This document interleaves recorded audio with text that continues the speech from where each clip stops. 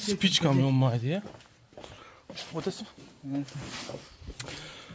Assalomu alaykum barchaga, yana bir bor Baxmaldamiz. Baxmal soy.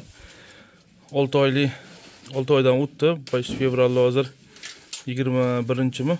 21mi chislar? 21-fevraldamiz. To'g'risi deyarli xavotir olib keldi.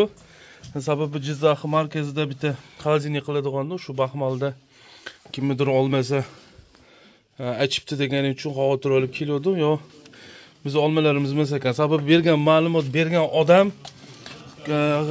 achib ketgan xolodilnik haqida to'liq ma'lumotga ega emas, uni sherigi bo'lgan. Shuning uchun kelib qaradi, yo yaxshi Xudoga shukr. Biz olmalarimizda muammo yo'q.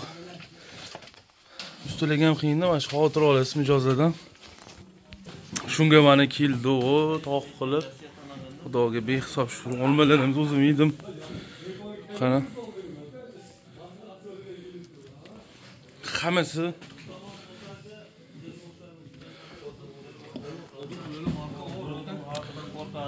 kollektiv, sostav. Klientga tashlaymi? Sho'rg'a aka, mana shu umumiy olmalardan qancha endi misol deylik, bir achigani, ezilgani qanaqadir bo'ladi?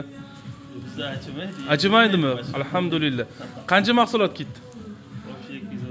230 tonna ko'sa, hamma zo'r chiqdi. Yaxshi. Shunga keldi, hozir aytib o'tganimdan kimnidir olmasa, nimadir bo'ldi desa ham biz xavotir olamiz mijozlardan.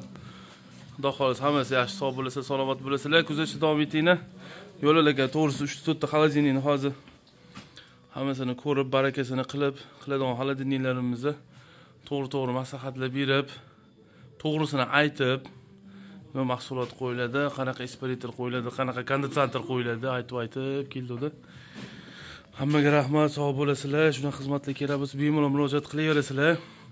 Xolodilniklarimiz sifatsiz mahsulotdan umuman foydalanilmaydi. Klientlarga nimadir yo'q narsalarni va'da bermaymiz. Borini aytib qilamiz. Xudo xolasa uzoq muddat ishlaydi. Shu xolodilnikimiz mana 3-yil. Hammaga rahmat. Dehqonlarimiz boy bo'lsin. Dehqonlar boy bo'lsa, biz hamda